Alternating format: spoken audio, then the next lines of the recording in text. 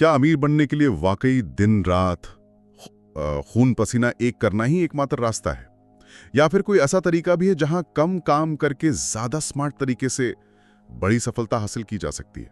आज हम एक ऐसे ही सफर पर चलेंगे जो इसी क्रांतिकारी सोच पर आधारित है, और ये सोच निकली है द लेजी मिलियनेयर की फिलॉसफी से। हम पहले उन मानसिक जंजीरों को तोड़ेंगे, फिर उन औजारों को समझेंगे, और आखिर में हम जाएंगे हमारे अपने मन के अंदर। और ये सफर शुरू होता है एक बहुत ही असहज करने वाले सवाल से।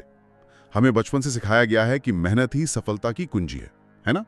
लेकिन क्या यही सोच हमें एक ऐसे चक्र में फंसा देती है जहां मेहनत तो बहुत करते हैं पर कभी आजाद नहीं हो पाते? आज हम जिन सोर्सेस पर बात कर रहे हैं वो इसी मान्यता को चुनौती देते हैं। उनका कहना है कि पैसा सिर्फ मेहनत से नहीं बनता, वो बनता है सही सोच और सही सिस्टम बनाने से। सवाल यह है कि क्या हम अपनी सबसे बड़ी रुकावट अपनी सोच उसे बदलने के लिए तैयार हैं? तो चलिए इसी सोच से शुरू करते हैं। ये लेजी मिलियनेयर आखिर है कौन?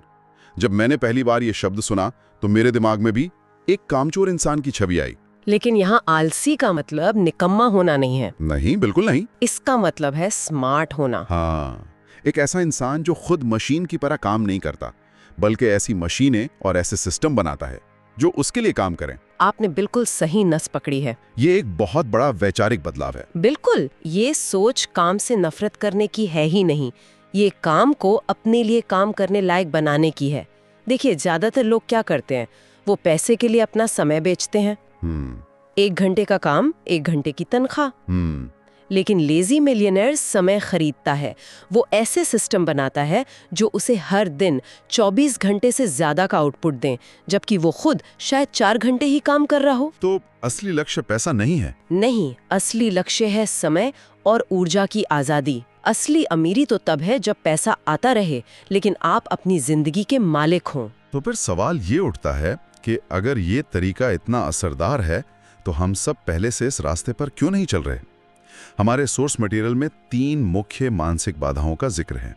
पहली है हमारी परवरिश और हमारी सोच। ज्यादा काम मतलब अच्छा इंसान, ये बात तो जैसे हमारी रगों में बसी है।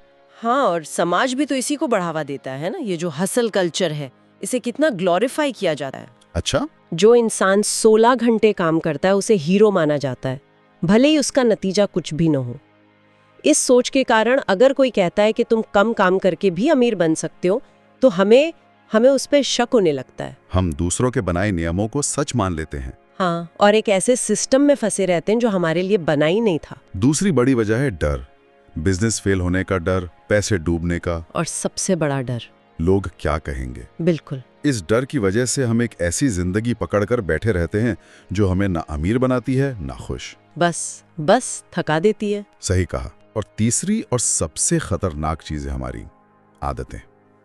रोज एक ही ढर्रे पे चलने की आदत, ये एक अदृश्य जेल की तरह हमें कैद कर लेती है। ये बिल्कुल सच है। और लेजी मिलियनेयर बनने का पहला कदम यही है कि अपने अंदर बैठी इन्हीं पुरानी मान्यताओं को तोड़ा जाए। ये समझना होगा कि ये नियम और ये डर, ये सब दूसरों के बनाए हुए हैं। अपनी आज़ादी अपने सोचने के तरीके में ही छिपी है। लेकिन ये आदतें तोड़ना इतना मुश्किल क्यों होता है? क्या सोर्स इस पर कुछ कहता है? क्योंकि हम सब जानते हैं कि सुबह जल्दी उठना अच्छा है या कोई नई स्किल सीखना जरूरी है, पर कर नहीं पाते। तो जानने और करने के बीच की इस खाई को कैसे भरा जाए? ये बहुत अच्छा सवाल है।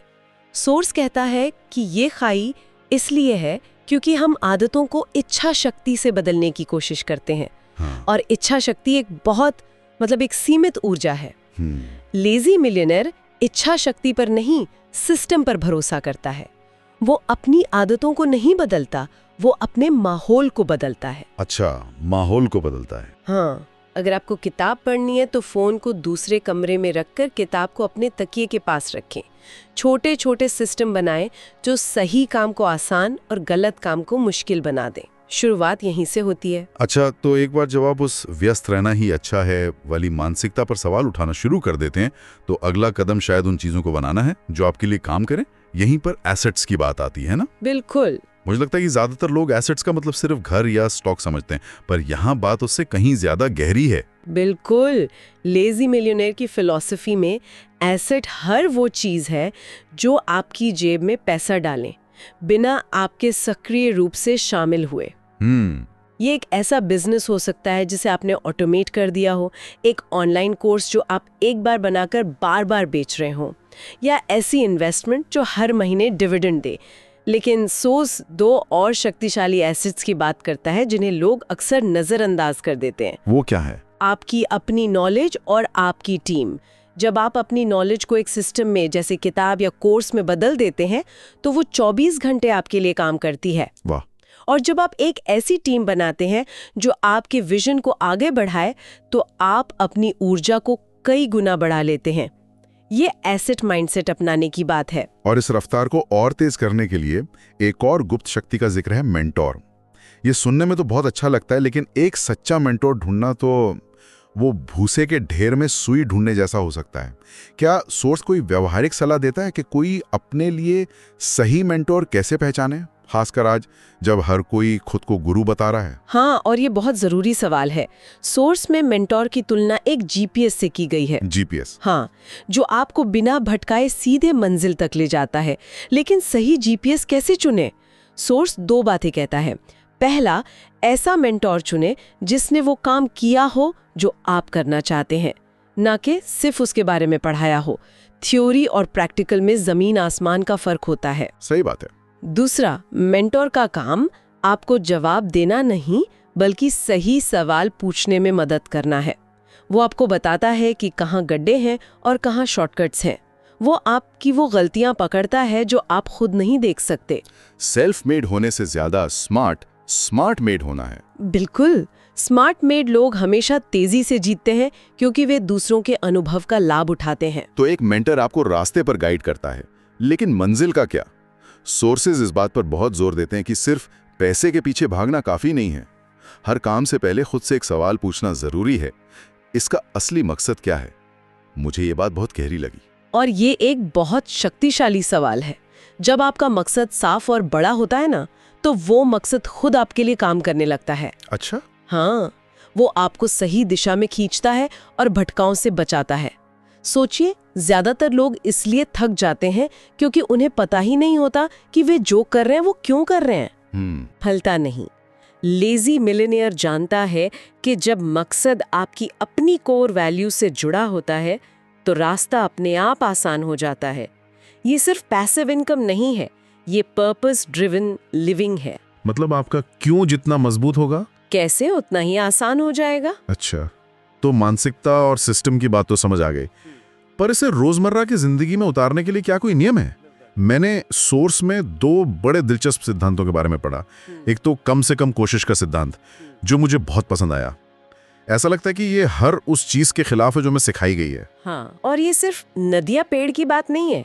बिजनेस में भी देखिए, सबसे सफल प्रोडक्ट्स अक्सर वो होते हैं जो ग्राहक की जिंदगी का सबसे बड़ा संघर्ष हटा देते हैं। हाँ, जैसे उबर ने टैक्सी ढूंढने का संघर्ष खत्म किया, गूगल ने जानकारी ढूंढने का। असली स्मार्टनेस जटिल प्रॉब्लम का सबसे सरल समाधान ढूंढने में है। काम को छोटा करो लेकिन उसके प्रभाव को बड़ा। बिल्कुल, लेजी मिलियनेयर का यही नियम है। यहाँ एक और गहरी बात कही गई है, मानसिक शांति आपकी सबसे कीमती संपत्ति है। जब हम गैर जरूरी संघर्षों और जटिलताओं में उलझते हैं तो हम इसी संपत्ति को खो देते हैं। और दूसरा सिद्धांत है पार्किंसन का नियम। ये नियम कहता है कि कोई भी काम उतना ही फैल जाता है जितना समय उसे करने के लिए दिया जाता है। अरे, ये तो बिल्कुल मेरे कॉलेज के दिनों की याद दिलाता है। जिस असाइनमेंट के लिए 1 महीना मिलता था वो हमेशा आखिरी रात को ही पूरा होता था। हम सब कभी ना कभी इसका शिकार रहे हैं। लगता है मैं भी था। लेकिन लेजी मिलियनेयर इसी नियम का इस्तेमाल अपने फायदे के लिए करता है। वो अपने काम को जानबूझकर छोटी छोटी समय सीमाओं में बांधता है। वो जानता है कि डेडलाइन ही सबसे बड़ा मोटिवेशन है। जब समय सीमित होता है तो दिमाग ज्यादा फोकस और तेजी से काम करता है। वो हर काम में सोचता है, क्या मैं इसे 1 घंटे की जगह 30 मिनट में कर सकता हूँ? तो वो अपने समय को एक लेजर बीम की तरह इस्तेमाल करता है। बिल्कुल। कम समय ज्यादा असर, ये टालमटोल से बचने का सबसे कारगर तरीका है। ये सभी बाहरी रणनीतियां हैं, लेकिन सोर्स का एक बड़ा हिस्सा भीतर की दुनिया को साधने पर जोर देता है। ऐसा लगता है कि ये सारी रणनीतियां बेकार हैं अगर आपका इनर गेम मजबूत नहीं है। ये एक फरारी की तरह है जिसमें टायर ही नहीं है। सही कहा। और सबसे पहले बात आती है विश्वास की शक्ति की। बिल्कुल। कई लोग इसलिए सफल नहीं हो पाते क्योंकि वे अपनी ही सोच में हार मान लेते हैं। सोर्स में कहा गया है कि अमीर लोग सिर्फ मेहनत से अमीर नहीं बनते, वे अपने मन को एक खास ढंग से प्रशिक्षित करके अमीर बनते हैं। वे लॉ ऑफ अट्रैक्शन को सिर्फ पढ़ते नहीं, उसे जीते हैं। तो ये कोई जादू टोना नहीं है? नहीं, इसका सीधा सा मतलब है कि आप जिस चीज पर लगातार ध्यान केंद्रित करते हैं, आपका दिमाग उसी से जुड़ी संभावनाओं को खोजना शुरू कर देता है। जब आप अंदर से समृद्ध और सफल महसूस करते हैं तो आप वैसे ही अवसर देखने लगते हैं और वैसे ही निर्णय लेते हैं। तो सफलता बाहर नहीं, भीतर की स्थिति का परिणाम है। एग्जैक्टली। भीतर की दुनिया की बात करते हुए डर का जिक्र भी आता है, लेकिन यहाँ एक बहुत अनोखा विचार सामने रखा गया है। डर से लड़ना नहीं है, बल्कि उसे अपना साझेदार बनाना है। ये सुनने में थोड़ा अजीब लगता है। मेरा मतलब है, डर तो हमें पंगु बना देता है, उससे साझेदारी कैसे? ये एक बहुत ही परिपक्व दृष्टिकोण है। देखिए, डर का काम क्या है? आपको नुकसान से बचाना। वो आपका दुश्मन नहीं है, वो आपका बॉडीगार्ड है। लेकिन कभी-कभी वो जरूरत से ज्यादा सुरक्षात्मक हो जाता है। अच्छा। साझेदारी का मतलब है डर के साथ बातचीत करना। जब डर लगे तो उससे लड़े नहीं, उससे पूछें, तुम मुझे क्या बताने आए हो? तुम मुझे किस चीज से बचाने की कोशिश कर रहे हो? और जवाब क्या मिलेगा? अक्सर जवाब यही मिलता है कि वो बस हमें असफलता या शर्मिंदगी से सुरक्षित रखना चाहता है। तब आप उसे समझा सकते हैं कि अब आगे बढ़ने का समय है और आप तैयार हैं। डर को जीतना नहीं है, उसे साथ लेकर चलना है। तो डर एक संकेत है कि आप अपनी सीमाओं से आगे बढ़ रहे हैं। बिल्कुल। और आखिर में भीतरी दुनिया को साधने का एक और महत्वपूर्ण पहलू है अपने मूल्यों को पहचानना, मतलब अपनी कोर वैल्यूज। अगर आप ऐसा काम करते हैं जो आपकी आत्मा से मेल नहीं खाता, तो आप अमीर होकर भी खालीपन महसूस करेंगे। यही तो सच्ची दौलत की परिभाषा है। लेजी मिलियनेयर हर बड़ा फैसला लेने से पहले सोचता है, क्या ये मेरे जीवन मूल्यों के अनुरूप है? किसी के लिए स्वतंत्रता सबसे बड़ा मूल्य हो सकता है, किसी के लिए रचनात्मकता, तो किसी के लिए परिवार के साथ समय बिताना। हाँ, जब आप अपने टॉप 3 कोर वैल्यूज पहचान लेते हैं तो आपके जीवन का नक्शा साफ हो जाता है। और इसे पहचानने का कोई आसान तरीका है? एक सरल तरीका है जो सोर्स सुझाता है। बस सोचिए, आपकी जिंदगी का वो कौन सा पल था जब आप सबसे ज्यादा जिंदा और खुश महसूस कर रहे थे? आप क्या कर रहे थे? किसके साथ थे? उस अनुभव के पीछे जो भावना थी, आजादी, जुड़ाव, रचनात्मकता, वही आपके कोर वैल्यूज हैं। वाह। सच्ची दौलत वही है जो हमारे असली स्वभाव से मेल खाती हो। तो आज की इस पूरी चर्चा से ये साफ है कि असली अमीरी सिर्फ बैंक बैलेंस में नहीं है, वो है विचारों में, समय में और ऊर्जा की आजादी में। ये बाहर की दुनिया को बदलने के बारे में उतना नहीं है जितना भीतर की दुनिया को साधने के बारे में है। लेजी मिलियनेयर की फिलॉसफी सिखाती है कि हमें जिंदगी में सब कुछ करने की जरूरत नहीं है, बस सही चीजों को सही तरीके से करने की जरूरत है। कम करना, लेकिन स्मार्ट तरीके से। बिल्कुल। और इस चर्चा के अंत में मैं श्रोताओं के लिए एक सवाल छोड़ना चाहूंगी। ये पूरी फिलॉसफी सिस्टम बनाने, मानसिकता बदलने और डर को समझने पर जोर देती है। ये सब बहुत शक्तिशाली उपकरण हैं, इसमें कोई शक नहीं।